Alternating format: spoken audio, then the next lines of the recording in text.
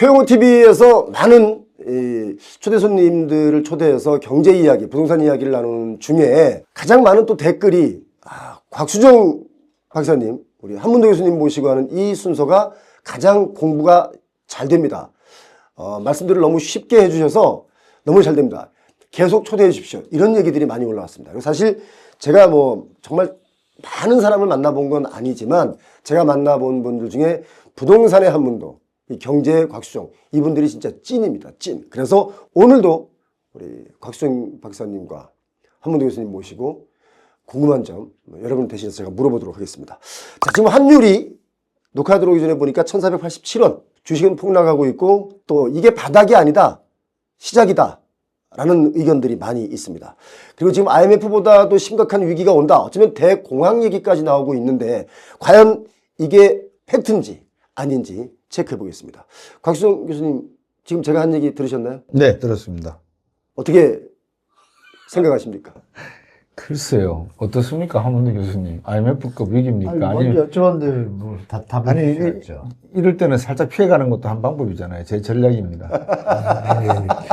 제가 감히 그 거장 앞에서 한번 얘기했습니다. 거장이고 뭐 위장이고가 중요한 게 아니라 지금 방금 말씀한 환율이 1487원. 네, 어마어마합니다. 지난번에도 한번 말씀드렸습니다만 환율이 1530원까지 천장이 뚫려 있다는 말씀도 몇 번 그렇죠. 드렸고, 그 다음에 관세전쟁이라고, 전쟁이라는 표현을 좀 쓰셨잖아요. 네.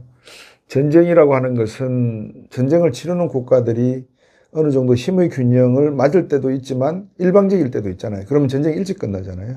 근데 지금 미국이 전 세계를 향해서 전쟁을 벌이고 있는 이 관세는 일방적인 힘을 가지고 있는 미국의 승리로 그냥 단기간에 끝날 것인가, 아니면 세계의 저항이 워낙 강해질 거니까 지지부진하게 계속 갈 것인가. 이게 이제 또 하나의 관심거리 아니겠습니까? 근데 거기에 대해서 답을 얻는다 그러면 제가 볼 때는 이게 위기가 올 건지 안 올 건지를 대충 짐작할 수 있을 것 같아요. 특히 세 번째, 마지막으로 제일 중요한 거, 관세 전쟁을 시작했을 때 얼마만큼 전쟁을 버틸 수 있는 내성을 가지고 있는가, 한 국가 경제가. 이제 그 점을 놓고 보면 방금 마지막에 주셨던 IMF보다 더 심각한 위기 올까요? 라고 하셨을 때 제가 한문도 교수님한테 화살을 확 돌렸던 이유가 부동산 시장이 지금 제일 중요하니까, 가계부채가 뭐 1700, 1800조인데 우리나라 자산의, 가계 자산의 70, 80%가 부동산에 묶여 있으니 유동시킬 수 있는 돈이 없으니 이 시장이 좋으면 괜찮을 것 같은데, 이 시장이 안 좋으면 새마을 금고, 협 아시잖아요. 농축순. 이 제2금융권이 하나씩 무너질 것이고, 이제 그렇게 되면 우리나라가 전쟁을 치룰 만한 힘이 있나요? 라고 제가 여쭤본 거예요. 지금 뭐 힘이 없는데 너는 어떠니? 라고 물어보는 거하고 똑같습니다. 지금 제가 볼 때는. 예. 어떻게 들으세요? 뭐 저는 박 소장님께서 말씀 주시기 전에도 예전에 방송에서도 말씀드리지 않았나요? 슬로우 접행 하고 있는 것 같다. 그것이 오는 게 좀 빨리 온 것 같아요. 생각보다 좀 빨리 왔고, 탄핵이 결정이 됐는데도 환율이 폭등을 한다? 이게 도대체 뭐지? 헤지펀드가 공격하는 것도 아닌 것 같고, 종합적으로 이제 들려보니까 공매도 또 재개가 됐잖아요. 타임이 좀 안 좋은 것 같아요. 일시적으로 한국의 펀더멘탈을 체크하는 해외 자본들의 움직임이 일단 있고, 환율은 이미 우리 금리 인하를 두 번 한 그 결과가 인지 터지는 것 같고, 환율은 당분간 고착화될 것 같습니다. 중요한 건 이제 그 뒤잖아요. 환율이 1,400원 넘어간 게 유지가 되면 6개월 뒤부터 한국 경제는 쉽지 않았거든요. 그럼 예견된 상황이 오는 거고, 게다가 이게 지금 좌충우돌 상황이잖아요. 정치, 경제 이런 것들이 정리가 된 게 없잖아요. 그리고 경제부는 우리만의 힘이 아니라 또 외부의 힘이 지금 말씀하신 대로 이 다국적 국가들이 합쳐가지고 질질 끄는 전쟁이 될지, 일방적으로 미국이 세가지고 끝날지. 근데 또 지금 보니까 뭐 브릭스 있겠다, 지금 50개국 연합을 한다. 이거 장기전 갈 것 같단 말이에요. 답을 다 주셨잖아요. 이걸 과연 우리나라가 견딜 수 있을까? 그러시면서 뭐라 그랬어요? 부동산에 올인되어 있으니 유동성, 이미 답을 다 주신 거예요. 워딩에서 다 읽어야 된다? 네. 그러니까 그렇게 갈 수밖에 없다라는 것을 빙빙 돌리신 거죠. 예. 결론은 버킹엄이라는 얘기죠. 그래서 저도 사실 이게 한번 우리가 쉬어가는 타임이 이제 오는구나. 저는 2025년 하반기를 보긴 봤지만 지금 상반기잖아요. 예. 좀 빨리 온 거예요, 저는 개인적으로. 왜 이렇게 빨리 와서 생각하니까 아, 탄핵 때문에 그런가라고 생각했는데 최상목 장관이 그 고환율 정책을 쓰면서 국채를 달러에 이제 배팅을 했잖아요. 예. 그러니까 자기는 우리나라 환율이 올라갈수록 돈을 버는 구조잖아요. 한 국가의 수장이 그 짓을 하고 있으니 아, 대한민국은 지금 경제 펀더멘탈상 리더도 없고 난장판이구나라고 판단한 것 같아요. 그러니까 순간적으로 확 들어오는 것 같아요. 그러면 여기서 이제 60일 동안 앞으로 조기 대선 때까지는 아니면 그 안에 최상목 대행이 지금 이제 경제부로 이제 갔잖아요. 다시 그러면 그분하고 하는 총재하고 모여서 새로운 환율이나 이런 부분에 대해서 대책이 뼈저리게 나오지 않으면 지금 한 60일 동안 계속 힘들 것 같아요. 60일 동안? 선거 기간 동안? 선거 전까지요. 뭐 선거 끝나면, 잠깐만, 선거 끝나면 뭐 나아질 게 있습니까, 그러면? 아, 그렇죠. 뭐가 나아집니까? 일단락이 되죠. 일단 어떤 게 일단락이에요? 대화를 건들 수가 있으니까. 오너가 대화를 해요. 국가의 오너라 그럴까요? 뭐 네. 오너라기 뭐 누가 되는 국가대표. 국가대표가 네. 국가를 대표해서 얘기를 나눌 수가 있잖아요. 각 나라하고 예. 딜이 되고 정리가 되잖아요. 근데 뭐 중국도, 러시아도, 베트남도, 멕시코도, 아르헨티나도, 영국도, 프랑스도 다 거기 국가대표가 있는데도 미국 국가대표랑은 대화가 안 되니까 관세전. 아니, 그래도 밑에서라도 얘기하잖아요. 근데 우리는 아예 그냥 트럼프 한 얘기가 있잖아요. 죽은 정부하고는 얘기 안 하겠다. 아웃이에요, 그냥. 그러니까 빨리 거기가 돼야. 그러면은 일단 뭐 트럼프랑 뭐 미팅하는 날짜도 잡힌다든지 뭐가 될 거 아니에요? 이런 수준이 되기 전까지 이제 힘든 시간이 시작될 거다. 근데 그렇다고 만난다고 해서 뭐가 나아져요, 갑자기? 이미 환율은 물가에 반등되는 게 6개월에서 1년이니까. 그럼 그 7월이나 8월을 예상할 때 여러분이 아시는 7월 1일부터 스트레스 DSR 적용됐잖아요. 물론 이것도 금융위원회에서 약간 디플레이를 해요. 뭐 이렇게 30년짜리 10년 이상짜리는 100% 적용을 안 하고 한 30%만 적용하니까 충격은 좀 완화되는 효과는 있는데 여기서 결정적인 게 전세보증 대출 한도 90으로 줄였잖아요. 이게 이제 같이 오잖아요. 중요한 건. 같이 온다는 거죠. 그런데 여기서 한 가지 제가 중간 질문 하나 하면 스트레스 DSR 3단계가 7월부터 시행이 될 예정인데 야 바꿔 스트레스 DSR 3단계 없어 일단 돈 풀고 경기 부양해 라는 정책을 펼 수도 있는 거 아니에요? 아, 불가능하죠. 그거는 그렇게 얘기를 하실 수 있는데 여기서 제가 말씀드렸나 IMF하고 한국하고 매년 연례 협의를 하고 보고서 매년 나오잖아요. 그게 2월 7일 날 나왔습니다. 나와서 금융위원회에서 보도자료 올렸어요. 한국에 대해서 한국이란 나라에 대해서만 IMF 보고서가 31페이지가 나온 건 처음이라고 봐요. 저는 제가 정신 차리고 나서 그러니까 이 사회를 알고 나서는 항상 4페이지, 6페이지, 많으면 13페이지는 봤어요. 근데 연례협의 보고서인데 왜 내용이 이렇게 심각하지? 그래서 제가 그 금융위원회 보도가 의미심장합니다. 우리가 뭐 소개팅을 나가도 딱 보고서 몇 개만 봐도 대충 감이 오서 짝이 되고 이러잖아요. 뭐 언제 사귀어보지도 않았는데 나는 저 사람하고 짝할 거야. 이 마음을 어떻게 먹죠? 촉이잖아요. 자, 그러면 우리가 그 워딩을 봤을 때 제가 촉을 느낀 게 뭐냐. 막 말을 미사력으로 써놨는데 맨 밑에 뭐라고 되냐면 자세한 내용은 IMF 본 홈페이지 가서 보시기 바랍니다. 이게 붙어 있는 거예요. 그럼 묘하면서 묘해가지고 들어가 봤죠. 보고서 다 읽어봤어요. 한 3일 봤나 제가 계속 곱씹어서 이 대한민국을 갖다가 거의 퍼펙트하게 분석을 해놓은 거예요. 그러고서 30가지의 권고사항을 나열을 했어요. 데이터업을 다 하고 30가지 정도의 공고사항이라는 게 그중에 딱 눈에 띄는 게 몇 가지가 있던가요? 눈에 띄는 거 저는 부동산 쪽밖에 없으니까 일단 그것만 진짜 몇 개씩 봤는데 부동산 전문가, 다른 말로 부동산 환자, 그것만 보여. 전세라는 단어가요. IMF가 전세라는 단어를 갖다가 J-E-U-N-C를 딱 써놓은 거예요. 전세, 롤오버, 모니터링, 니드. 이거에 대해서 2줄이나 써 있어요. 강력하게. 그리고서 바로 부동산 가계부채하고 이런 것도 쫙 써 있어요. 28번 항이에요. 이거 보니까 가계부채 줄이는 거, 그거 너희들 하는 건 잘하고 있다라고 판단 계속하기 바람.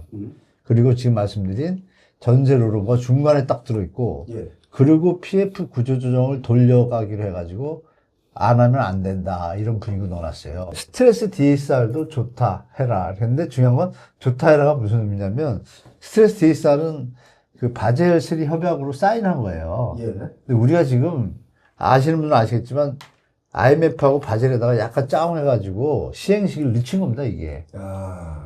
늦춰가지고 그나마 요번에 그 보고서에도 들어있어요.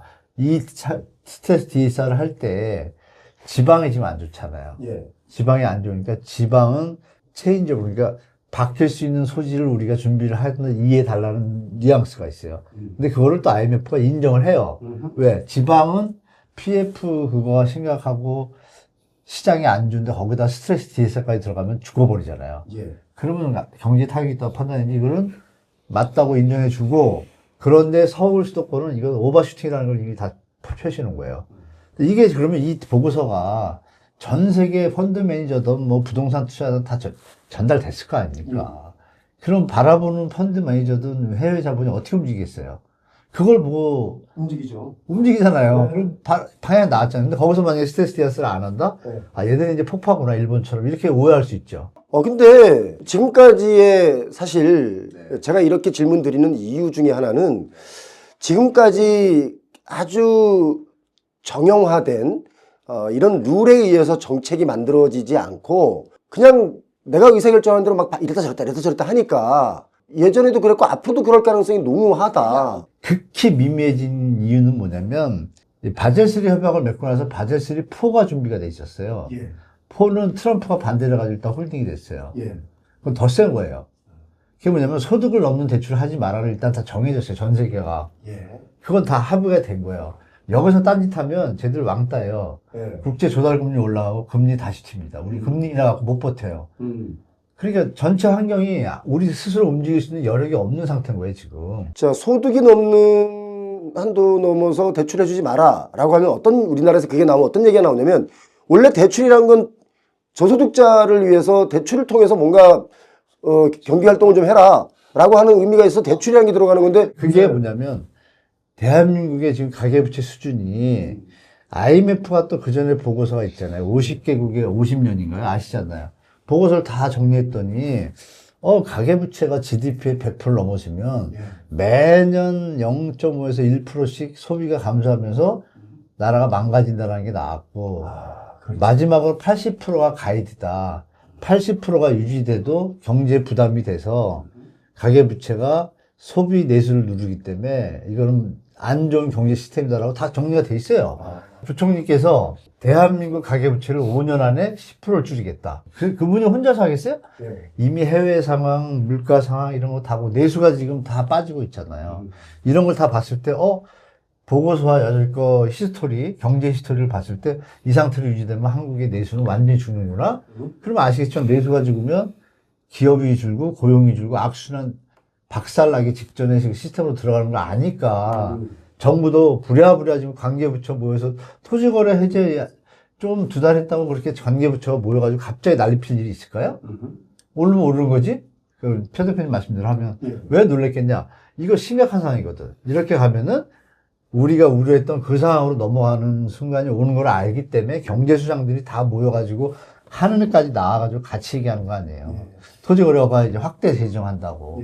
그 액션의 어떤 들쑥날쑥 오락가락이 짧은 시간에 벌어졌다는 게 반증을 하는 거죠. 그러면 정부에서는 방향성이 이미 다 정해졌구나. 더 이상 방치하거나 말씀 주신 대로 소득을 넘어서는 대출은 이제는 용인해서는 위험하구나, 대한민국이. 이거를 다 가지고 있는 것 같아요, 제가 볼 때. 그래서 지금 현재까지 환율이 오늘 1487원 그리고 또 IMF보다 더 경제 위기가 심각하게 온다 이런 얘기들을 종합해서 이 정도의 위기가 오기 때문에 부동산 가격은 크게 뛸 일이 없다. 이 말씀의 요지라고 보는 거죠. 부동산 근데 올해도 60조는 풀었거든요. 예. 그거가 소진되고 나서가 이제 문제죠. 그리고 역대 모든 정부가요, 매년 정책 자금을 갖다가 30조에서 35조, 많을 때 40조밖에 안 들어왔어요. 예. 근데 이번 정부에서 50조, 55조, 60조 이래요. 예. 어마어마한 2배 가깝잖아요. 예. 퍼붓는데 주택가격이 어때요, 지금? 2021년도부터 다 밑에 있고 서울만 반짝했죠. 반짝이잖아요. 그러니까 뭔가 이제 안 맞잖아요. 예. 대출을 그렇게 풀어줬으면 주택가격이 올라야 되는데. 그러면 갭이 아직도 조정이 안 됐다는 걸 우리가 반증을 느낄 수 있잖아요. 그 다음에는 정권이 바뀌고 나면 국세가 모자란 상황에서 함부로 또 60조씩 퍼부나요? 예. 이제 아까 말씀하신 대로, 이게 안 되잖아요. 새로운 정부인데. 그러니까 그런 걸 감안해 보시면은, 부동산에 호재가 나올 가능성은 이번 정부보다는 낮을 가능성이 높죠. 아, 네. 그렇게 보신다. 그러면 우리 아까 이어서 곽수정 박사님께 드린 질문, 환율 1,487원, 그 다음에 IMF보다 더 위험한 시기가 왔다, 오고 있다. 이거는 경제적으로는 어떻게 보십니까? 제가 이제 한문호 교수님 말씀하신 걸 가만히 들어보고 이거를 시청자분들에게 어떻게 설명을 드리는 게 좋을 건가를 좀 고민을 했어요. 그러니까 이제 우리나라 경제는 수출 경제잖아요. 내수 경제가 아니에요. 그러니까 내수 경제라고 하면 방금 말씀드렸다시피 부동산 시장, 건설, 설비 투자, 소비 이런 게 어떻게 변할 것인가, 또 이 구조가 어느 정도 단단한가, 이 내공이 어느 정도 미국의 이 관세 미사일을 피할 수 있을 것인가에 대한 연구를 하면 되는 건데, 사실은 이게 중요한 게 아니고 우리는 어떻게 수출해서 먹고 살 것인가, 어떻게 수출이 줄 것인가, 어떻게 수입이 늘 것인가, 수입 가격이 올라가면 이게 우리 국민 생활에 어떻게 영향을 줄 것인가, 이게 먼저 분석이 돼야 되거든요. 이게 분석이 되고 나면 나머지 내수 부분은 답이 그냥 딱 나와 있습니다. 왜? 여기서 먹고 살 돈이 나와야지만 뭐 스트레스 DSR을 하든 소득보다 돈 많이 대출할 수 있죠. 왜 없습니까? 단 이런 소득이 중장기적으로 안정적으로 지속되게 공급될 수 있다면 그럼 뭐 정부가 충분히 유동성 관리할 수 있죠. 왜 못하겠습니까? 근데 구조조정 그렇게 심하게 하는데 뭐 소득이 안정적으로 계속 유지될 수 있다는 건 우리가 상상은 그렇게 할 수 있지만 현실은 어렵지 않습니까? 당연히 어렵죠. 그러니까 이제 방금 말씀하신 부분에 그 부동산 부분이 다음 정부가 들어오건 지금 정부는 더 이상 손 쓸 수가 없고 다음 정부도 해야 될 일이 한정적이다는 말씀을 하시는데, 거기서 한 번 더 나아가면 IMF와 같은 위기 상황이 목전에 와 있다, 이제 이런 말씀을 제가 드리려고 하는 거예요. 왜냐 그러면 수출을 해서 먹고 살아야 되는데 여기서 300, 500억 달러의 무역수지 흑자가 나야 되는데 막히잖아요. 유럽도 마찬가지일 거고 중국도 비슷하게 갈 거고, 그러면 이 관세전쟁이라고 하는 의미는 수출을 해서 먹고 사는 대한민국 경제가 갑자기 내수 중심의 경제 구조로 바뀌기가 힘들 거 아니겠습니까? 예. 그러면 이제 관세로 인해서 우리나라 수출 구조가 매우 힘들어질 것이고, 여기서 발생되는 내용들은 아까 한문도 교수님 말씀하셨지만 순환 구조상에서 동맥경화를 한 곳에서 딱 일으켜버리는 거죠. 더 이상 돈이 밖에서 안으로 들어오기 힘들다. 근데 거꾸로 알고 봤더니 안에 있던 돈을 갖고 나가려고 한다. 왜?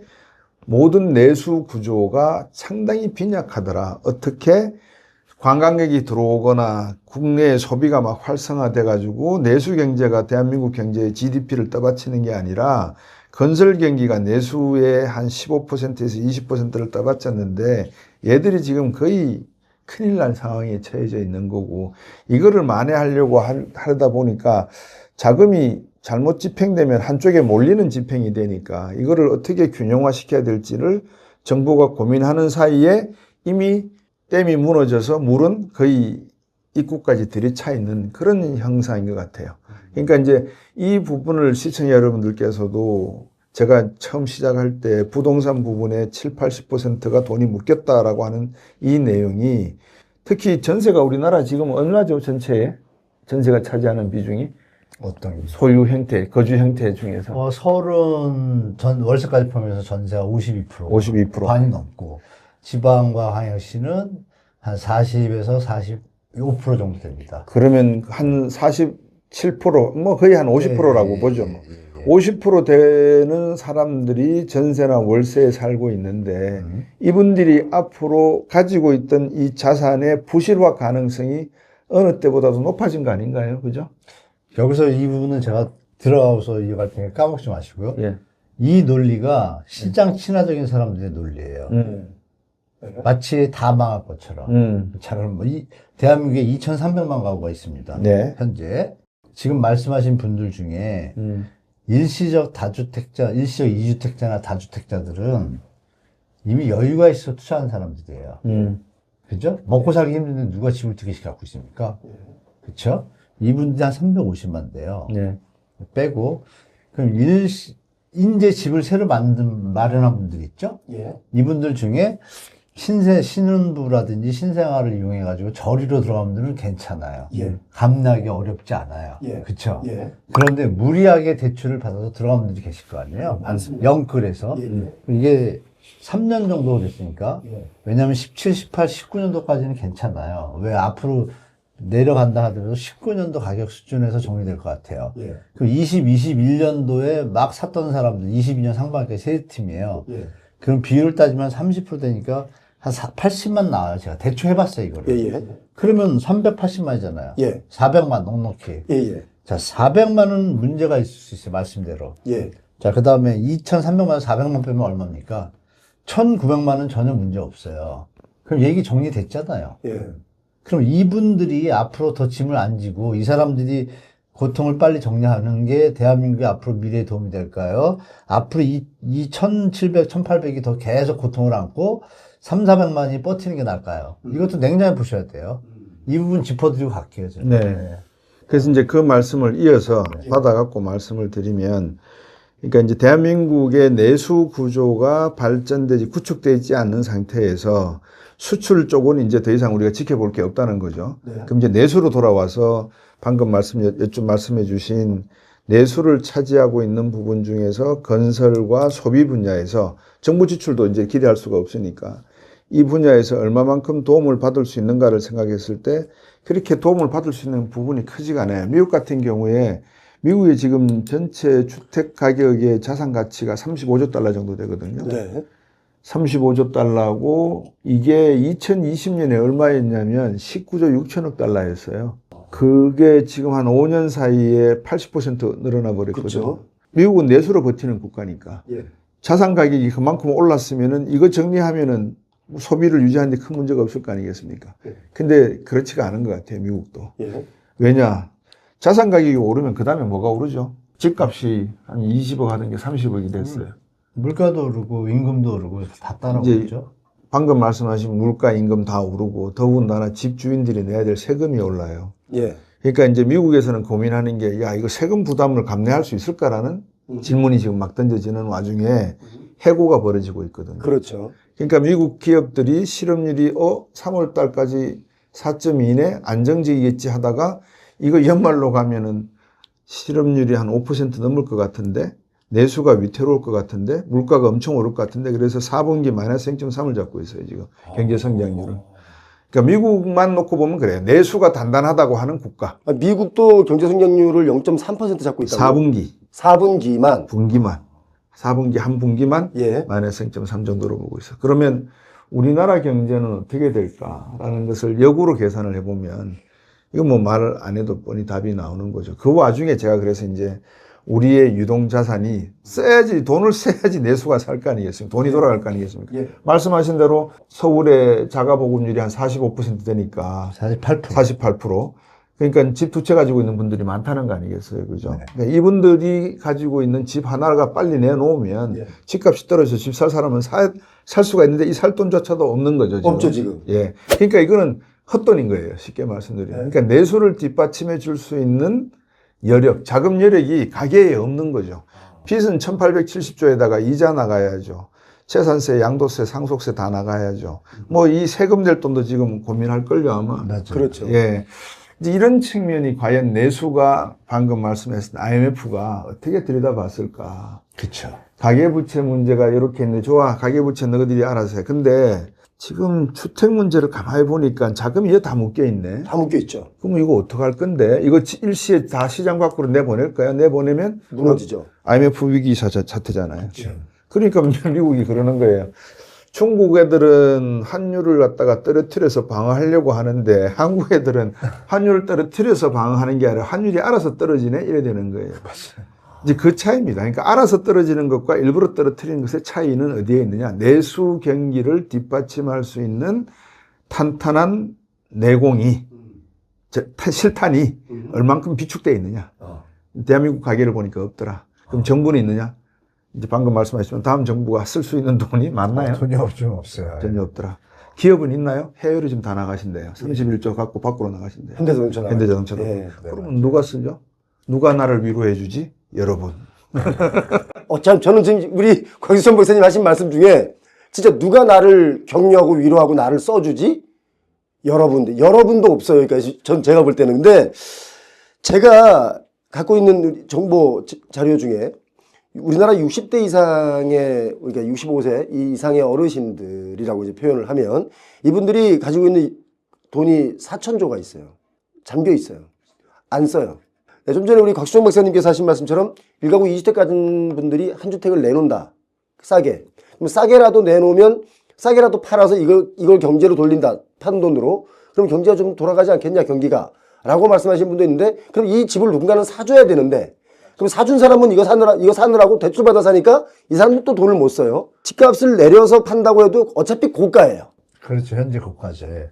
만만하지 않아요, 소득으로. 그러니까 이렇든 저렇든 경기가 얼어붙었고. 그래서 과연 이게 대공황 수준이 곧 온다라고 하는 미국의 경제학자들도 좀 여러 있는 것 같은데, 과연 그 정도 급의 위기라고 우리가 느끼는 건지. 저는 가능성이 있다고 봐요. 지금 우리가 신용사회잖아요. 교수님. 신용사회에서 믿고, 이제 유튜브도 발전해가지고, 이 자본주의 공부를 한 분들이 되게 많아요. 그러니까, 고등학생도 비트코인과 화폐 구분을 할 정도니까, 그래서 가리키고 유튜브를 보면 스스로도 파악을 해요. 지금 제가 봐도 어느 날, 그러니까 지금 금융계에 있는 사람들은 사실 떨고 있을 거예요, 벌벌. 어느 안 순간에. 떨던데? 안 떨던데 다들 저기 지하에서 뭐 아니죠. 그러니까 술 그분들은 말아먹고 뭐 그러던데? 실무진들이고, 아니, 그거 실무진들이고. 술 말아먹고 뭐 지금 수수료 더 줘라 뭐 이런 거 하고 위에 있던데. 있는 사람들. 예. 그러니까 뭐, 아시는 뭐, 로스차일드나 JP 뭐 이쪽 사람들은. 그쪽 분들. 지금 판 돌아가는 걸 보면, 이게 어느 날, 어느 한쪽에서 갑자기 화폐에 대한 불신이 생기면, 달러는 한 방에도 갈 수 있는 거예요. 그럼 전쟁 나거든요? 그럼 전쟁 나죠. 네, 100% 나죠. 그리고 또 우리나라 자체에서 봤을 때도 하면서 한국 워낙 갖고 있는 거 답이 없네. 이래가지고 어느 날 무슨 바람이 불어요. 다 달러를 바꾸면 어떻게 될까요? 대한민국 골 때리게 되는 거예요. 한 방에 날아가요. 그러니까 그만큼 취약하다는 거예요. 화폐의 어떤 통화 가치로서 경제 가치로서의 그 가치가 아니면 뭘 잘 만드는 게 아주 월등해가지고 한국 돈을 이걸 쓸 수 있고 대체가 된다는 게 계속 유지가 될 텐데 지금 현황을 보면 잘 만드는 걸 따라오는 애들이 다 많아졌고 완전히 잘 만드는 거는 케이팝 뭐 이거 외에는 따라오는 거 말고는 자꾸 줄잖아요 예전보다. 케이팝 같은 게 뜨면 좀 케이팝 하는 이 가수들 좀 대우를 해줘야 되는데. 맞아요. 그러니까 지금 IMF 얘기를 말씀 주셨는데 제가 이거 그림 하나 보여드릴게요. 그림이 보시면, 있어요. 네, 그림 보시면 이게 조용히 이 어두운 상황 속에서 뭐 경제 산업 활동 동향이 0. 몇 % 올라갔다고 기사가 삐직삐직 나왔어요. 그래서 올라갈 수가 없는데 내가 봤을 때는 도대체 뭐가 갑자기 잘 됐지? 확인해 봤어요. 말씀하신 대로 생산, 소비, 투자 세 개로 보는데 산업 활동을 소비를 제가 유심히 봤어요. 소비가 늘어나야 이게 뭔가 변수가 있는 건데 늘어난 거예요. 1.5%가. 오, 그럼 희소식이네? 그럼 뭔가 다른 변수가 있나 봤더니 삼성 갤럭시 25 있잖아요. 히트 쳤잖아요. 예. 그래가지고 걔가 팔린 거예요? 엄청 팔리고 예. 승용차 개별 소비자가 좀 깎은 게 있었어요. 그러니까 좀 팔린 게 있어요. 걔가 올려줬는데 중요한 건 이거예요. 학기잖아요. 신학기. 그러면 애들 신발하고 학교 가면 무조건 늘어나야 되잖아요. 예. 신발 가방이 마이너스예요. 얘는 마이너스고 먹고 사는 거 있잖아요. 예. 음식료품이 또 마이너스예요. 그러니까 양극화가 벌어진 거예요. 소비가. 그러면 중산층이 무너지면 일단 경제는 무너지잖아요. 예. 중산층 무너지면 싱크홀 생깁니다. 서민층, 중산층 위에서 이게 없어지면 얘가 못 가라앉죠. 네, 바람이 싱크홀 생기는 거죠. 그거를 얘기를 못하고 그러니 어떤 일까지 벌어지냐면요. 산업활동 동향지수가 있어요. 제가 이상해가지고 움직이는 게 산업활동 동향 선행 순환 변동치를 0. 몇 올랐다고 그렇게 보도를 낸 거예요. 근데 제 기억에 저번 달 수치하고 똑같거든요. 예. 근데 왜 0.5를 올렸다고 하지? 그래서 제가 1월 달 걸 확인했어요. 예. 야, 이거를 묘하게 조작을 하는 거야. 어떻게? 그러니까 103이라고 돼 있잖아요. 그럼 103에서 104가 되면 1 올라가잖아요. 수치가. 산사하고 입했나요? 근데 저번에도 104야. 예. 지금 이번에도 103은 올라간 게 있어요? 없죠. 없죠. 근데. 그러니까 저번 달에는 104라고 돼 있는데 요번 달에는 그림에다 넣을 때 저번 달을 103으로 써놓은 거예요. 104라고 자기네가 발표했는데 어떤 말인지 알 거야. 뭐 이거 그냥 넘어갈게요. 아주 추해서 우리나라 통계에서 제가 이런 표현을 접어두고 여하튼 제가 느끼는 건 뭐냐면 소비 상태가 안 좋구나. 그리고 또 하나 그리고 더 놀라시는 건데요. 그 분위기를 알 수가 있어요. 아까 IMF 얘기하셨는데 제가 읽어드린 것처럼 빚내고 이제 마이너스 7.5, 의보시면 6.8. 중요한 건 올라갔잖아요. 이게 전월이에요. 그러면 대표님도 아시지만 전년 동월 대비가 중요하잖아요. 경제 흐름을 보면. 전년 동월 대비로는요 마이너스 2.3%예요 소비가. 아, 지금 뭐 안 써요 사람들이 돈도 안 아니 못 쓰지 없어서. 여기다 이 그림도 보시면 대형마트가 물론 홈플러스 사태가 있었지만 마이너스 18%고요. 결정적인 게 편의점이에요. 편의점은 젊은이들이 쓰고 하기 때문에 줄 일이 거의 없잖아요. 계속 늘어왔어요. 마이너스 7%예요. 마이너스 7%요? 그러니까 제가 이걸 보고 조금 놀란 거예요, 속으로. 놀라고 말씀드린 승용차하고 우리 유가가 올랐잖아요. 예. 연료 매출이 9% 올랐어요, 10%. 얘가 합쳐져가지고 올린 거예요. 그러니까 환율 때문에 그 연료비가 올라서 오른 거를 갖다가 활동이 좋아졌다고 이런 진짜 이거 가치 없는 데이터를 갖다가 살짝 숨기면서 물론 이거 오픈했지만 기자분들도 이걸 안 쓴단 말이에요. 앞대가리만 쓴다고. 마치 경제가 살아난 것처럼. 근데 내용을 보면 어때요?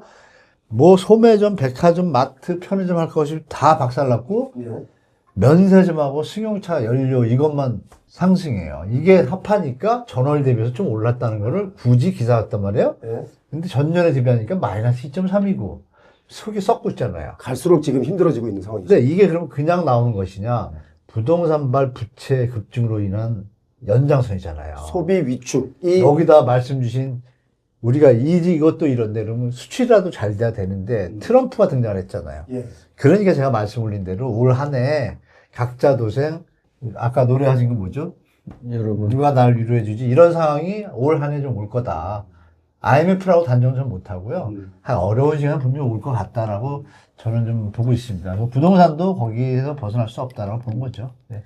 이 와중에 네. 로스차일드 가문이 뭐라고 이야기했냐면 네. 시장에 항상 희비가 깔리잖아요. 교차하잖아요. 네. 누구는 이렇게 보는데 저런 사람은 저렇게 보고. 그렇죠. 그러니까 그걸 다 말씀을 드려야 되니까 한쪽에만 이렇게 지금 막 큰일 났다라고 하면 또 안 되니까. 네. 로스차일드가 이야기했는지 안 했는지 모르겠어요. 근데 그런 아주 그 글이 있더라고요.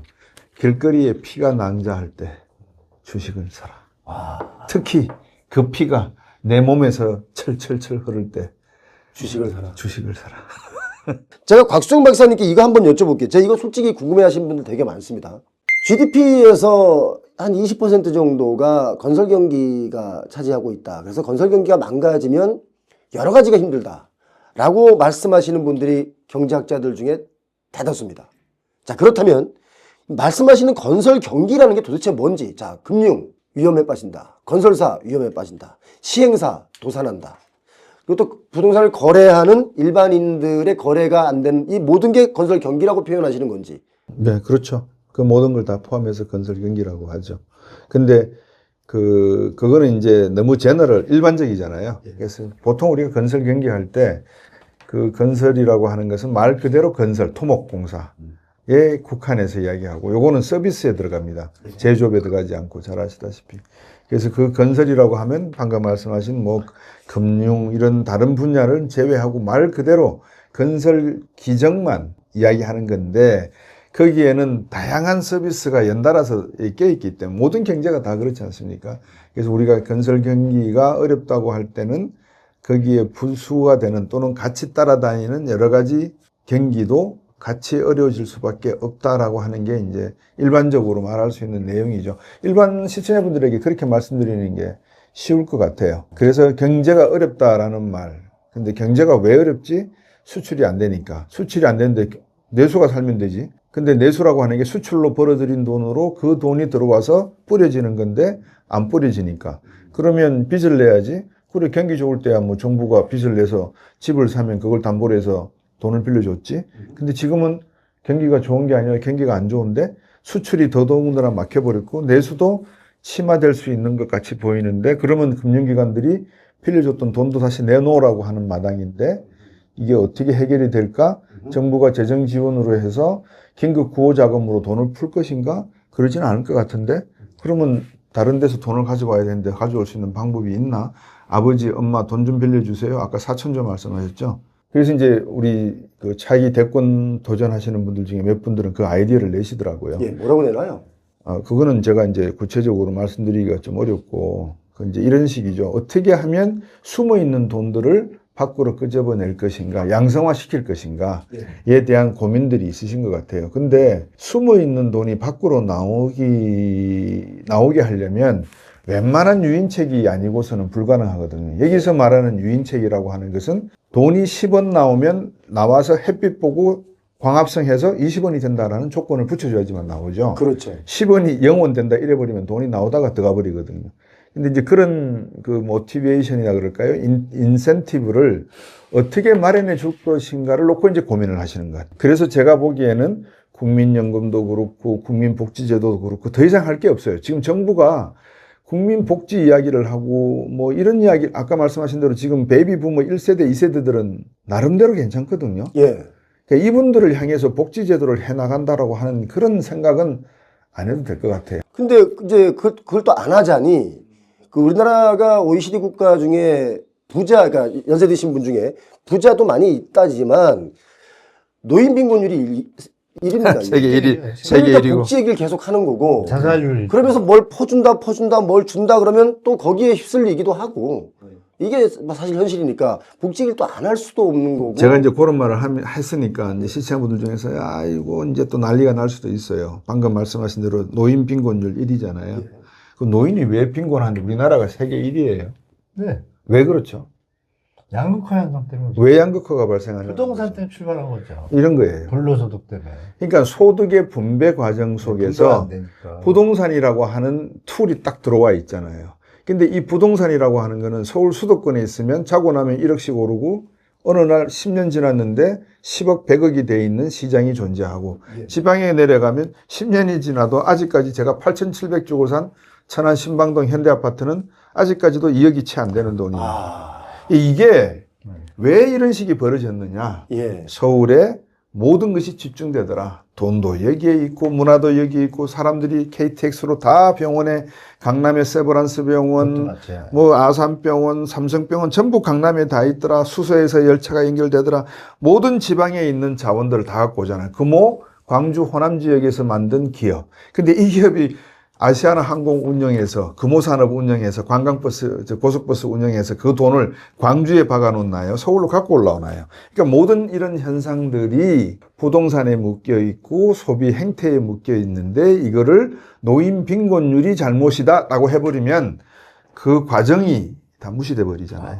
그래서 이 분배 제도를 어떻게 가져갈 것인가에 대한 고민을 해야 된다는 거죠. 그렇게 부동산적인 측면으로만 보자면 지금 두 교수님께서 말씀해 주신 측면에서 보자면 균형 발전이 결국 답인데 균형 발전을 해야 지방에서도 뭐 자산 가치가 좀 올라가면서 노인 빈곤율이 떨어질 수 있잖아요. 그리고 또 이 대학교 진학하는 입시 문제도 좀 수정을 하면 좀 평균적으로 좀 이게 지역의 분배가 좀 될 수 있다라고 한 생각이 드는데 뭐 말로는 사실 뭐 지역 균형 발전 얘기하면서 모든 인프라를 다 서울 그것도 강남에 때려 박으면 그러니까 말하는 정책하고 행동하는 정책하고 뒤에서 쓰는 서류하고는 다 달리 가니까 개판인 거죠. 국회의원들이 국민을 위한 정책을 핀 게 아니라 이 국회의원들을 위한 정책이라는 걸 표방해가지고 자기 입속 살다 보니까 여기까지 온 거거든요.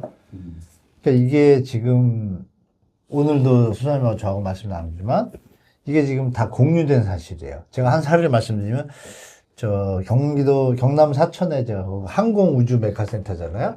앞으로 좋아질 건데 거기를 가서 뭐 어떤 일 때문에 세미나를 갔어요. 근데 거기 알바하는 학생이 있더라고요. 쭉 있는데 다 대학생들이더라고요. 근데 제가 잠깐 쉬는 시간에 물어봤는데 거기에 좀 답이 있는 것 같아요. 어떤 답이 있냐? 학생은 몇 학년이야? 몇 학년이래요? 오늘 알바를 나왔는데 일당이 얼마예요? 시간당 10,000원이요. 5시간이라고 가요. 그러면 평소에는 뭐 해요? 첫 마디가 사천에는 알바 자리가 없어요. 첫 마디가 이거고요. 예. 그러면 부모님이 대학을 경상국립대 좋은 학교잖아요. 예. 거기 다니는데 뭐라고 얘기하냐면 부모님이 가라 그래서 갔대요. 예. 자기가 고3 때 느낄 때 대학을 나와서 지금 내가 잡을 얻을 수 있을까라고 퀘스천을 찍었는데 우리 베이비부모겠죠? 그 부모님 대학생이니까. 그러면 일단 대학은 나야 된다. 대한민국 풍토가 된 거예요. 전 세계에서 대학 졸업률이 높잖아요. 대한민국 가장 이상하게 높습니다. 만들어놨잖아요. 예, 예. 그죠? 80% 90%가 대학을 나온 나라 대한민국이 없잖아요. 예. 그러니까 안 나오면 이상하게 되는 구조가 되는 상황이고, 근데 예. 나왔는데 할 게 없어요. 할 게 없다는 건 뭐냐면 스카이나 이런 뭐 위상위 대학을 빼고는 일자리에 대한 어떤 안정성이 확정이 안 된 거예요. 근데 이 친구는 그럼 앞으로 어떻게 할 거냐 그랬죠. 그랬더니 여기 뭐 한국 메카고 좋은 회사 많을 텐데, 그거는 하는 애들만 하고요. 뭐 창원에라든지 뭐 대전 여기서 좀 머리 좋고 공부 잘하는 애들이 와서 시험을 다 붙고, 사천 국립대 뭐 진주 모대 여기 있는 사람들은 실력이 안 돼서 거기를 안 본대요. 그러면 어떻게 하냐 그랬더니 다들 천안이나 천안 평택 일자리 많은 데잖아요. 여기나 아니 서울을 생각한다는 거예요. 예. 그래서 제가 또 물어봤죠. 아니 부산이 있는데 그랬더니 아유 부산은 아예 고개를 절레절레해요. 왜? 이 얘기하면 부산 분들이 좀 화내실 텐데 제가 똑같이 물은 거예요. 아니 왜 부산도 아유 부산은 분위기가 벌써 젊은 층에는 노인과 바다래요? 노인과 아파트만 있대요? 노인과 바다 얘기 아파트와 바다만 있대요? 뭐 그런 투로 돌려서 얘기를 해요. 네. 그러니까 거기에 가서 또 미래를 이렇게 생각하는 분위기를 못 느끼는 게 선배들이 자꾸 그걸 겪어오니까 뭐, 평택이나 천안을 간 사람들은 뭔가 증가되고 확장되고 도시도 확장하잖아요. 네. 근데 거기가 실력이 안 되는 분은 거기지만 되는 사람이 서울까지 가는 거예요. 근데 내가 여기서 또 뭐냐 서울 갔다가 낙향하는 사람들이 있대 또. 그렇죠. 그래서 자기도 앞길을 어떻게 해야 할지 모르는데 일단 졸업하고 보게 돼. 자, 이게 대한민국의 현실이에요. 그 대학생, 아르바이트생한테 미안하다, 괜히. 뭐, 그래서 저하고는 제가 만나진 않았지만. 제가 그래서 거기 추러스라고 먹는 거 있어요. 그거 네. 사가지고 줬더니 감사합니다. 근데 그 순박함이 보이는데 학생들이. 너무 가슴이 아프더라고요. 예, 그래서 학생들인데. 웃지 마세요. 진짜 그 친구 추러스 제가 주면서 파는 게 그거밖에 없더라고요. 아니, 웃지 마세요. 그러면 제가 재밌다고 생각해서 웃는 걸로 아니, 오해하시잖아요. 그러니까 뭐냐면 이거죠. 제가 드리고 싶은 말씀은 아까 이제 지역균형 발전하고 이런 말씀 주셨잖아요. 네. 서울의 블랙홀 현상. 이게 이제는 이제 공론화 될 때가 된 것 같아요. 같이 죽어가는 것 같아요. 아니, 뭐, 지역균형 발전을 우리 말로 막 엄청나게 떠들어 대면서 본인들은 대출을 무리하게 받아가지고 반포에 집 사는 의원 선생님도 계시고 또 우리 어떤 정부에서는 청년들에게 사람들에게 2채 이상 사지 말라고 본인은 또 어디 또 무슨 거기 가는데 거기다 2채를 사가지고 자, 정치 이야기 잠깐만 좀 멈추고. 정치가 들어오니까 또 스트레스 쌓이네요. 네, 그러니까 스트레스 쌓이는 이야기고. 제가 창원에 가서 강의를 하면서 네네. 창원에 이제 공단이 많잖아요. 공단 많죠. 예, 그래서 이제 대한민국 금속 기계 공업의 메카입니다. 네, 갔어요, 맞아요.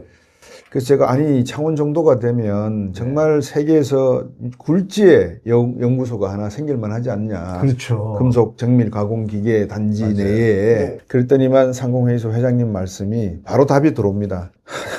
그거 생각 안 해봤겠습니까? 근데 젊은 연구원들이 여기 오겠습니까? 두 번째, 기존에 가족을 갖고 있는 사람들이 여기 와서 주말 부부 하겠습니까? 왜요? 그러니까 애들 사교육 문제 때문에 여기서는 교육시킬 게 없다는 거죠. 그러니까 애들 서울에 주거를 해야지만 사교육 시장이 존재를 하니까 교육이 된다는 거예요. 그래서 지방에 안 내려온다는 거예요. 그 말씀을 하나 드리고, 두 번째는 제가 한 번은 강릉 쪽으로 놀러를 갔어요. 갔는데 강릉 간 김에 금강산 가는 그 관광도로 있잖아요. 그걸 타고 이렇게 쭉 올라가서 택시를 대절을 해서 택시를 타고 올라가는데 기사님이 제가 여쭤보지도 않았어요.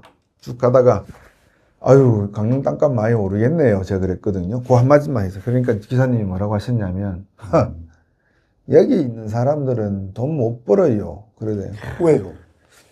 이 지금 올라가는 이 관광도로 4차선 도로를 중심으로 15km 반경 내에 있는 건 전부 외지 사람이 가지고 있다는 거예요. 서울 사람들이 샀겠죠. 정보하고 미리 그냥. 가덕도 주변 땅을 다 뒤지면은 제가 볼 때는 부산 사람이 갖고 있는 게 아니라 외지 사람이 가지고 있을 거예요. 저는 그거 잡으면 된다고 생각해요. 이런 분들의 세금 탈루라든지 여러 가지 조사를 좀 해야 될 것 같아요. 강력하게. 그 세금 외에는 방법이 없어요. 오늘 우리 경제 부동산의 찐 두 분께서 오늘 강력한 발언들을 하시니까 야, 이게 지금 뭐 아니 강력한 발언이 아니고 상식이지 않습니까? 왜 노인들의 빈곤율이 높으냐, 양극화가 내가 심하냐. 맞아요. 그러니까 옛날에 여의도를 가보십시오. 여의도를 가시면 옛날에 거기 5.16 비행장이었단 말입니다. 네. 그러면 군사정부 당시에 힘을 가지고 있던 사람들이 그 땅을 불화받았을 거 아니겠습니까? 예. 불화받은 자손들이 거기에 15층짜리 건물 몇 개를 갖고 있는지를 한번 조사를 해보세요. 그러니까 그런 식으로 땅이 분화가 됐던 게 베이비부머 1세대들의 부동산 투자였고 그게 우리나라에서 양극화의 단초가 되었다. 이게 다 자연스럽고 당연한 것처럼 받아들여지는 풍토가 만들어졌다. 그래서 저는 표영호 TV도 그렇고 우리 하문도 교수도 그렇고 시민교육을 많이 하셔라. 정말 미래 세대들이 생각했을 때 인간이 가져가야 될 행복의 가치라는 게, 성공의 가치라는 게, 판단의 기준이 돈이 많고 집이 얼마나 의리의리하는 곳에 살고 있는 것이 또 중요하지만 그거 중요하지 않다는 이야기 아닙니다. 하지만 내가 과연 무엇을 위해 인생을 살아가는가에 대해서도 한 번은 시민교육을 통해서 우리가 좀 학습을 해야 되지 않겠는가. 이제 그런 의미에서 제가 표영호 TV에 나와가지고 되는 말 안 되는 말 이야기하고 있는 것 같아요. 아니 엄청나게 우리 곽수원 박사님의 말씀이 우리 시청자분들에게 많은 그 영감을 주고 교육을 많이 받고 있다 이런 말씀들 많이 하시니까 엄청난 일을 하고 계신 겁니다. 사실 그 우리나라에 있는 모텔 있지 않습니까? 모텔, 하룻밤 자는 모텔. 모텔이 미국에서는 보니까 이제 시민교육 말씀하셨는데 사회교육적으로 그 자동차나 뭐 오토바이 같은 걸 타고 가서 사람들이 모이면 거기서 강의를 듣고 하는 게 미국에서 모텔의 태도였대요. 그래서 너무 늦으면 거기서 잠을 자고 뭐 이랬었다는 거죠. 근데 우리나라의 모텔은 뭐 그냥 뭐 이렇게 어디 이제 이렇게 있지 않습니까? 그러니까 미국도 이렇게 선진국이 최고의 나라 1등 국가가 될 수 있었던 것은 바로 우리가 사회교육이나 그 성인 교육들 이런 교육들을 많이 했는데 결국 경제교육이거든요. 그것이 다 제가 볼 때는. 자, 그런데 지금 여러 가지 얘기를 나눴습니다만은 이제 여기서 한 가지 이제 이 질문을 꼭 한번 드려보겠습니다. 두 분 의견이 어떨지가 참 궁금한데 가장 많은 대화가 지금 오가는 얘기 중에 이건 현실입니다. 어차피 조기 대선이 이제 치러지면 정권이 바뀝니다. 지금까지 그래왔던 것처럼 또다시 부동산이 초급등할 것이다. 이 점에 대해서 어떻게 생각하시는지. 탄핵 이후에 집값이 올라갔더라. 역사적으로 봤을 때. 저 박근혜 탄핵하고 나서 지금 두 번째 탄핵이잖아요. 박근혜 대통령 탄핵되고 나서 주택가격 쭉 올라갔잖아요. 처음엔 약간 이랬다가 저 새로운 정부가 들어오고 나서 주택가격이 쭉 올랐잖아요. 두 개를 얘기하는 거예요. 근데 거기에 대해서 제가 그거는 그때는 맞고 지금은 틀리다로 시작을 해서 그 이유를 냈습니다. 근거가 확실해야 되는데 지금부터 그때는 맞고 지금은 틀리다를 삽니다. 이제 칼럼을 쓴 거예요. 그 내용이 이제 하나, 둘, 셋, 넷이 있어요. 첫 번째, 그때는 부동산이 저평가돼 있다가 올라가기 시작한 초입이다. 15, 16, 17년이었으니까. 그러니까 보통 한 번 부동산이 오르기 시작하면 5년에서 7년 오르거든요. 그러니까 오르던 상승기의 조기 대선이었고, 지금은 내리던 조정받고 있던 막 이런 하락의 대선이에요. 일단 틀리죠? 두 번째, 그때는 금리가 1.75에서 1.5%예요. 예. 저금리 시대예요. 예. 탄핵하고 문재인 대통령이 잡았을 때 그랬다가 그 이어서 2년은 또 뭐였어요? 코로나로 0.5까지 내려가요. 예. 그러니까 0.5에서 1.25밖에 안 되는 거예요. 금리 수준이, 기준금리가. 그래서 급등했다. 낮잖아요, 저금리니까. 그럼 부담이 이제 낮잖아요. 그럼 노무현 정부 때는 몇 뛰었는지에 대한 설명이 또 필요한데요. 근데 탄핵하고 상관없잖아요. 아, 이게 지금 탄핵에 중점을 두신 거지? 탄핵하고 진보 정권이란 얘기는 아니고 지금 탄핵 얘기하시는 진보 거예요? 정권이요. 진보 정권 때 노무현 때 오른 거. 네. 노무현 대통령 노무현 때 오른 거는 정해져 있는데요. 네. 왜요? 그때는 주택가격 수준이 여기도 연결돼. 박근혜 대통령 때도. 박근혜 대통령 때 주택가격 수준은 이 PIR 지수 뭐 이런 거 얘기하잖아요. 소득 대비 주택가격이 주택 구입 부담 지수라고 있어요. 이 지수로 비교해 보면 되는데 그 당시에는 이 수치가 80이에요. 예. 노무현 대통령 때는 폭등하기 시작 전이 100이었어요. 예. 100에서 150까지 올라갔어요, 이게. 예. 그리고 박근혜 때는 80에서 그 영끌 끝점던 226까지 올라왔어요, 이게. 80에서. 예. 거의 3배 올라왔죠? 예. 이 수치가. 예. 그러면 지금의 수치가 중요하잖아요. 지금 150, 160이에요. 올라갈 곳이 별로 없어요. 여기 틀리잖아요. 그 당시에 주택 가격 대비 국민들의 소득 수준의 비율이 지금이 제일 높아요, 주택 가격이. 예. 또 틀리잖아요. 그 다음, 경제 상황이 어때요? 경제 상황이 그때는, 노무현 때는 평균이 5에서 7%고, 박근혜 때는 4에서 5%고, 지금 몇 프로예요? 자, 모든 상황이 틀린데 어떻게 그때가 똑같습니까? 쉽게 말하면 초등학교에 내가 길 가다가 넘어졌을 때 우는 거하고 대학생이 가다가 길 갈 때 넘어지는 거하고 웁니까? 다르잖아요. 환경과 여건과 내용에 따라서 결과물은 달라지게 돼 있잖아요. 그런데 그걸 같이 굳이 거기다 껴맞춰가지고 다 비슷한 것처럼 아니죠. 그러면 보수 정권 때는 또 안 올랐나요? 네, 인식이 이렇게 돼 있잖아요. 그걸 프레임을 잡아서 언론들이 리딩을 하잖아요. 예. 그러니까 이 리딩에 속으면 안 되죠. 아니, 그러니까 사람들이 네. 보수 정권일 때도 당연히 경제 성장률 이상 정도 되는 집값이 올랐어요. 맞아요. 그런데 다 올랐죠. 지금까지 역사를 딱 보니까 노무현 정부 때, 문재인 정부 때 초급등, 초초급등을 한 거야. 그러니까 요번에 또 혹시 초급등을 한 게 아니냐? 이제 이렇게 그럼 사실이라고 그래요. 저는 제가 근거를 말씀드렸잖아요. 모든 근거와 상황들이 정반대인 상황인데 왜 똑같다고 생각을 하냐. 그거는 잘못된 거 아닐까. 만약에 이제 그 똑같은 질문에 제가 답을 생각한다면 다음 정부에서는 우리 한문도 교수님을 반드시 중요하게 쓰십시오. 왜냐하면 계획도 왜 아니 그래야 저도 덕 좀 보죠. 그 농담이고 아니, 왜냐하면 덕을 본다는 게 뭐냐면 집값을 안정시킬 거 아닙니까? 바로 그거죠. 이 대중적 편향주의라든지 정치적 이데올로기에 소위 말해서 양극단을 이용한 정치를 통해서 보다 보니까 이 소득의 분배 문제에 딱 부딪히게 되면 이거를 일시에 해소할 수 있는 문제가 무엇일까를 고민해보고 많은 청년층과 중산층들이 이 정부가 제발 이것만은 해주면 이거는 서민 대책 중에 최고의 대책이라고 나는 생각해. 이 정부는 꼭 이걸 해줬으면 좋겠어 라고 하는 게 아마 주택정책일 겁니다. 맞습니다. 그러니까 성급하게 덤벼드는 거죠.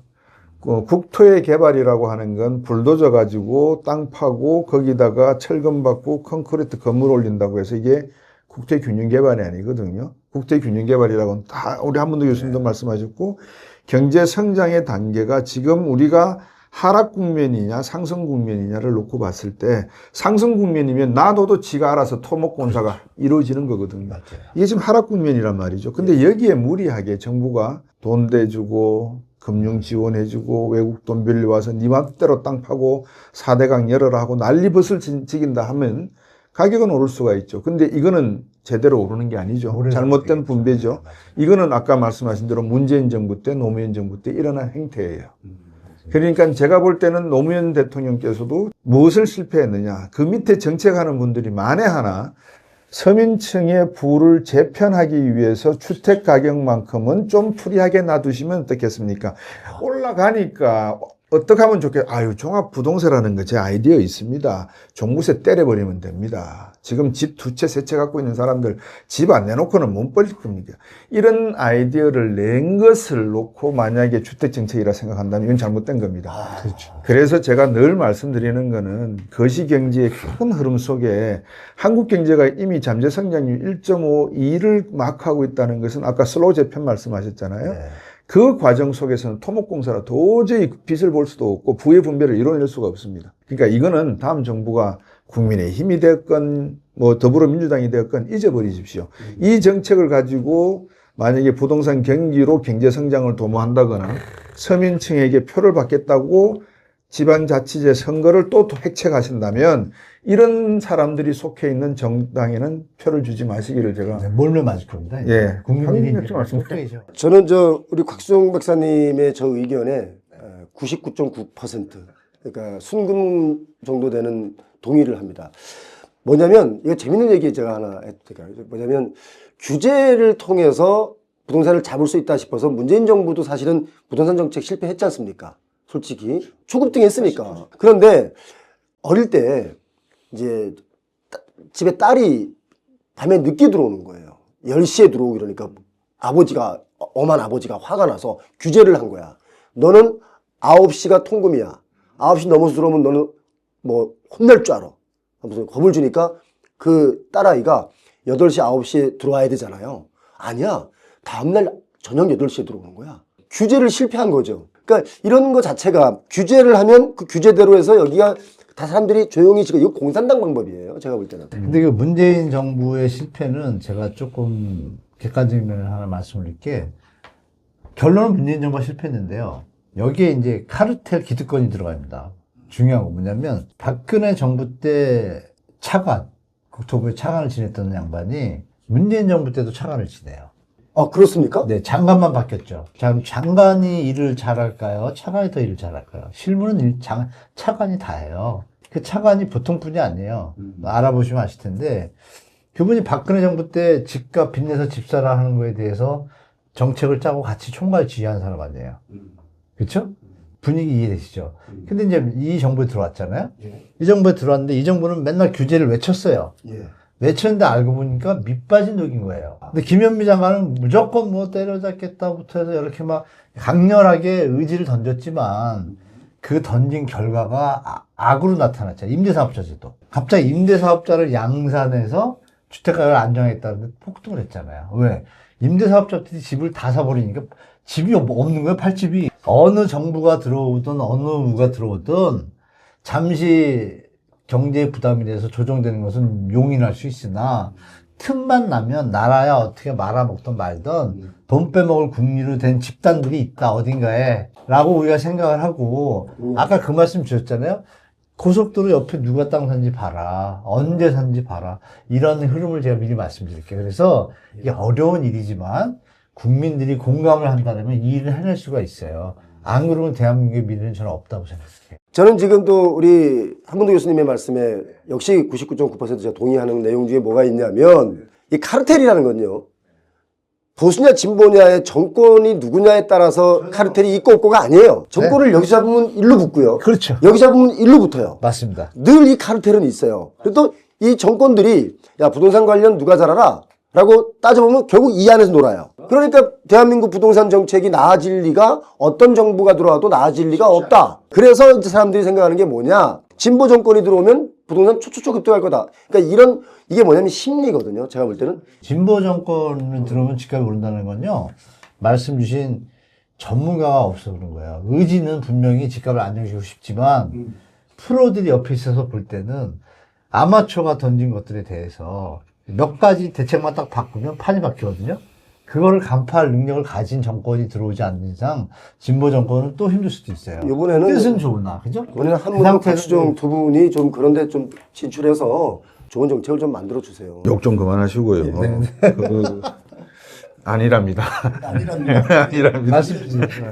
대한민국에서 진보 보수를 따진다는 개념은 저는 좀 이렇게 정치적인 걸 별로 안 좋아해서 저는 아니라고 생각을 하고요. 이게 중요한 거죠. 진보 정권이라고 소위 우리가 말하는 김영삼, 김대중, 김영삼 대통령은 쪽 한나라당으로 들어오셨지만 연합을 하셨지만 김대중 정부도 그렇고 김영삼 정부 때도 그렇고 그분들을 모셨던 인물들의 인재 풀을 보면 그 바닥에 그 물이 계속 존재했기 때문에 전화 들어서 우리 딸이 이번에 졸업했는데 그 자리 빈 거 하나 있어요. 이거는 충분히 이루어져 왔던 지금도 이루어지고 있는 행태고요. 그래서 이거는 제가 볼 때는 어떤 그 경제는 심리다라고 말씀도 주셨지만 우리나라 경제의 문제 지금의 문제는 인물이 없다. 인물이 없다. 인물이 없다. 사람을 키우지 않았다. 왜? 카르텔이 존재하는데 이 카르텔 안에서의 이해관계를 이해하지 못하는 애가 들어와가지고 한문도라는 사람이 들어와가지고 야 사회의 정의의 칼을 받아라 이러면 저 사람이 시장의 정의를 이야기하는 거는 맞는 것 같은데 우리끼리 지금까지 대한민국 해온 60년 70년의 한강의 기적을 일으켰던 정의에는 맞지 않는 정의다. 저 친구는 나가야 돼. 그러면 이제 멀쩡하게 나가야 되는 거죠. 멀쩡하게. 그래서 이제 우리가 흔히 하는 말이 있잖아요. 조직에 들어가면 문제 일으키지 말고 튀지 말고 조용히 화합해서 사는 게 인생을 잘 사는 거야. 삼성에서 그런 말 하잖아요. 튀어라. 그래야 산다. 튀어보십시오. 뒤두지 목 날아가듯이 날아갑니다. 맞습니다. 전망 자체가 그러면 지금 하신 말씀 내용을 제가 대신 정리를 하면 이게 진보 정권이 들어오면 뛴다는 거네요. 그러면 아니죠. 진보 정권이 오건 보수 정권이 오건 저는 그런 이념론은 떠나서 건설 분야에 규제를 하고 정책을 입안하시는 분들은 바뀌지가 않는다. 그러니까 이분들이 어떻게 금융권에 가면 또 금융권에도 사람들이 안 바뀌어요. 금융원장 정도는 바뀌지 실무를 하는 사람들은 안 바뀌거든요. 그러니까 우리가 남이 가라는 거죠. 그러니까 그분들은 여러분 누가 나를 위로해 주지 그러면 여여 손 많이 들어요.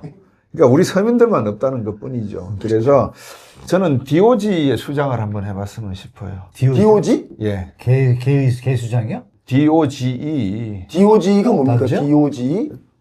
저 머스크가 하고 있는 정부 효율부 있잖아요. 아, 우리나라에 없잖아요. 없죠. 그거 그러니까 약자가 DOG. 예. 예. 도움이 그거 들어가서. 만들어가지고. 아, 만들어서라도. 만들어서라도. 저는 근데 정부 그런 그 정책이나 이런 거 부처의 어떤 신설을 해서 뭔가를 만들어가는 건 저는 굉장히 좋게 봐요. 꼭 하세요. 아니요. 근데 이제 감사원도 있고 다 있어요. 다 있죠. 근데 제 역할을 안 하기 사람이 때문에. 얼마나 많은데. 예, 그러는 거예요. 제가 그냥. 그리고 이제 우리 시청자분들께서 이건 참 진짜 오해하고 있는 것 중에 하나인데 이건 제가 한번 정리를 한번 하고 가겠습니다. 왜냐면 저희 표영호 TV에 대한 생각의 정리를 간단하게 해드려야 되는데 자, 뭐 저희는 민주당, 국민의힘, 뭐 진보, 보수 이런 전혀 정책과 그런 거 정치칼라하고 관계가 없습니다. 제가 드리는 말씀 딱 한 가지는 뭐냐? 이건 제 생각인데요. 아, 지금 솔직히 말씀드려서 정치하시는 분들 중에 보수가 어디 있고 진보가 어디 있습니까? 다 기득권이죠. 네? 정답입니다. 다 기득권이지. 우리 같은 사람만 그냥 이렇게 평범한 사람들인 거예요. 그래서 그냥 저희 표영호 TV는 절대 정치 칼라를 띠지 않는다는 말씀 분명하게 여러분께 드립니다. 자, 지금 우리 지금 뭐 보시는 거예요? 책 보시는 거예요?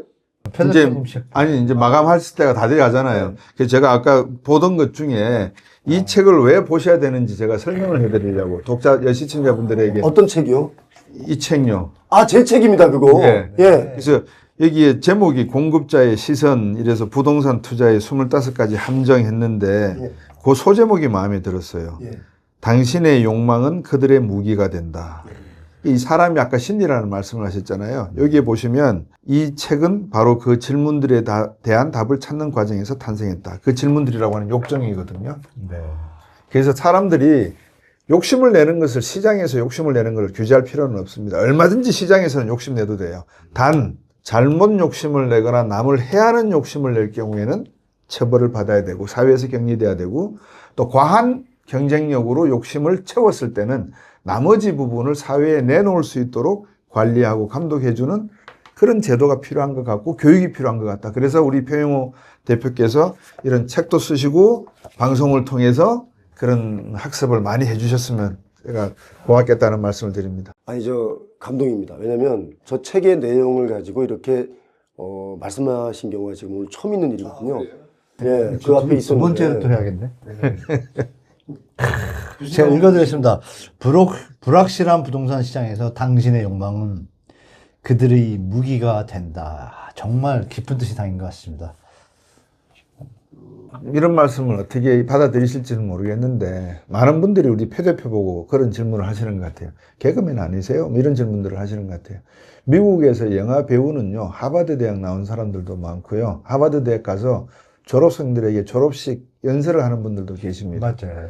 그러니까 여러분들께서 여러분들도 한번 변화를 해보세요. 얼마나 이 변화가 힘든지를 뼈저리게 아실 겁니다. 근데 이분은 변화를 하셨잖아요. 그리고 성공하셨고 방송도 하시고 교육도 하시고 그러면 여러분들은 이분을 존경은 하신다는 말씀을 못하더라도 마음속으로 저분은 어떻게 해서 저런 변화를 이루어냈지? 내가 우리 미래 세대에게 자식들에게 어떻게 변화를 하라고 이야기해야 되지? 표영호 선생을 한번 봐봐라. 이런 말씀을 하실 수 있어야 돼요. 그래야 대한민국이 이제 이런 방송이 사라지는 거예요. 왜냐하면 이건 자연적인 게 돼버리니까. 누구든지 존중을 하고 자기는 겸손할 줄 알고 의견을 받아들여서 대화를 하고 이제 그런 과정이 대한민국은 저는 일어날 거라고 봅니다. 왜? 저희들이 열심히 노력하니까요. 그죠? 아니, 저 가끔 댓글에 표영호 네가 뭘 알아? 개그맨이 네가 뭘 알아? 개그맨 주제에 뭐 이런 댓글들이 꽤 있었는데 아, 이분은 그러면 30년, 40년 전에 갖고 있던 직업인 만약 농사였으면 평생 농사를 하고 살아야 되는 분이 그렇지 않잖아요. 저는 지난번에 우리 곽수정 박사님께서 저한테 아이고 우리 표영호 씨 고생 많으셨겠네. 그래서 그래 솔직히 말씀드리면 그냥 울 뻔했어요. 왜냐면 진짜 저는 밤을 새서 공부해서 지금도 눈 밑에가 막 떨리거든요. 그 말씀을 곽 박사님께서 해주시는데 툭 던지는데 그 말이 확 와닿아가지고 진짜 울 뻔했어요. 근데 오늘도 또 한번 또 짚어주시니까. 너무 이 책을 훌륭하게 쓰신 것 같아서 꼭 한번 읽어보시고 부동산 정책이 왜 잘못됐는지 표 대표가 생각하는 바가 뭔지 여러분께서 한번 보시라고 제가 권해드리면서 드린 말씀입니다. 자, 대한민국의 찐 최고입니다. 예, 우리 곽수정 박사님 그리고 한문도 교수님 모셨는데 귀한 시간 대한민국 최고의 분들과 함께해서 영광이었습니다. 우리 두 분 고맙습니다. 감사합니다.